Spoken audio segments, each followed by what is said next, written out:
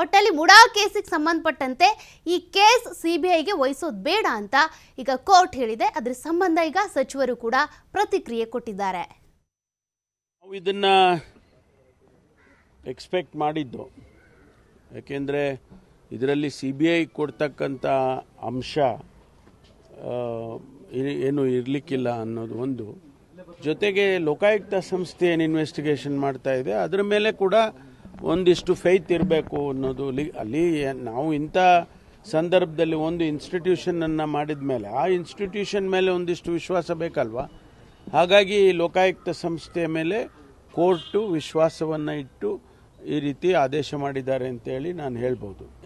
ನೀವು ಯಾವ ರೀತಿ ಲೋಕಾಯುಕ್ತ ವರದಿ ಸರಿ ಇಲ್ಲ ಅಂತ ಹೇಳೋದಕ್ಕಾಗುತ್ತೆ? ನೀವು ಏನು ಸರಿ ಇಲ್ಲ ಅಂತ ಹೇಳೋದಕ್ಕೆ ಏನಿದೆ ಅಂತ ಅನ್ನೋ ಅರ್ಥ ಇದು. ಹಾಗಾಗಿ ಇದು ಒಳ್ಳೆಯ ತೀರ್ಮಾನ ಅಂತ ಹೇಳಿ ನನಗನ್ಸುತ್ತೆ. ಮುಖ್ಯಮಂತ್ರಿಗಳು ಮತ್ತು ನಾವೆಲ್ಲ ಕಾನೂನನ್ನು ಗೌರವಿಸುವಂಥವ್ರು. ಅಷ್ಟಕ್ಕೂ ಪ್ರಾರಂಭದಿಂದ ನಾವು ಈ ಮೂಡ ಕೇಸನ್ನು ರಾಜಕೀಕರಣಗೊಳಿಸಿದ ವಿರುದ್ಧವಾಗಿ ನಮ್ಮ ಧ್ವನಿ ಇತ್ತು. ಒಂದು ತನಿಖೆ ಆದೇಶ ಮಾಡಿದಾಗ ಅದನ್ನು ಕೂಡ ನಾವು ಗೌರವಿಸ್ತೀವಿ.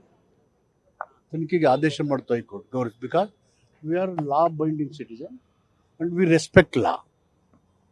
ಮತ್ತು ಈಗ ಹೈಕೋರ್ಟು ಎಲ್ಲ ವಿಷಯಗಳನ್ನು ಪರಾಮರ್ಶಿಸಿ ಸಿಬಿಐ ತನಿಖೆ ಕೋರಿಕೆಯನ್ನು ವಜಾಗೊಳಿಸಿದೆ. ಸೊ ಅದು ಕಾನೂನು ತೆಗೆದುಕೊಂಡ ತೀರ್ಮಾನವನ್ನು ನಮಗೆ ವಿರುದ್ಧವಾಗಿದ್ದವು ನಾವು ಗೌರವಿಸಿದ್ವಿ, ಈಗಲೂ ಕೂಡ ಗೌರವಿಸ್ತೀವಿ. ಅದ್ರ ಬಗ್ಗೆ ನಂಬಿಕೆ ಇದೆ. ನೋಡಿ, ನಾವು ಪ್ರಾರಂಭದಲ್ಲೇ ಸಿಬಿಐ ತನಿಖೆ ಆಗಬೇಕು ಅಂತಕ್ಕಂಥ ಬೇಡಿಕೆ ಇಟ್ಟಂಥ ಸಂದರ್ಭದಲ್ಲಿ ಮತ್ತು ಇಡಿ ಪ್ರತ್ಯೇಕವಾಗಿ ತನಿಖೆ ಮಾಡ್ತಕ್ಕಂಥ ಸಂದರ್ಭದಲ್ಲಿ ನಾನು ಸಹ ಹೇಳಿಕೆ ಕೊಟ್ಟಿದ್ದೆ.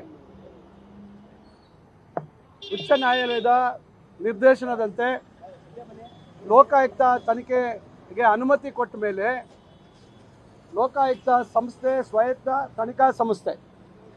ಒಂದು ತನಿಖಾ ಸಂಸ್ಥೆ ತನಿಖೆಯನ್ನು ಮಾಡ್ತಾ ಇರ್ತಕ್ಕಂಥ ಸಂದರ್ಭದಲ್ಲಿ ಮತ್ತೊಂದು ತನಿಖಾ ಸಂಸ್ಥೆಯ ಅವಶ್ಯಕತೆ ಏನಿದೆ ಅಂತಕ್ಕಂಥದ್ದನ್ನು ನಾವೆಲ್ಲರೂ ಅದ್ರ ಬಗ್ಗೆ ಪ್ರಸ್ತಾಪ ಮಾಡಿದ್ವಿ, ಅದ್ರ ಬಗ್ಗೆ ಚರ್ಚೆಗಳನ್ನು ಮಾಡಿದ್ವಿ. ಇದು ಕೇವಲ ರಾಜಕೀಯ ದುರುದ್ದೇಶ, ರಾಜಕೀಯವಾಗಿ ನಮ್ಮ ಸರ್ಕಾರಕ್ಕೆ ಕಪ್ಪು ಮಸಿ ಬಳಿತಕ್ಕಂಥದ್ದಕ್ಕೆ ಹಾಗೂ ಸಿಬಿಐಯನ್ನು ಬಳಸಿಕೊಂಡು ಸರ್ಕಾರದ ಮೇಲೆ ಒತ್ತಡ ಆಗ್ತಕ್ಕಂಥದ್ದು ಇರ್ಬೋದು, ಅವರ ರಾಜಕೀಯ ಬೇಳೆ ಬೇಯಿಸ್ಕೊಳ್ಳಿಕ್ಕೆ ಒಂದು ಮಾಡಿದಂಥ ಒಂದು ಹುನ್ನಾರ.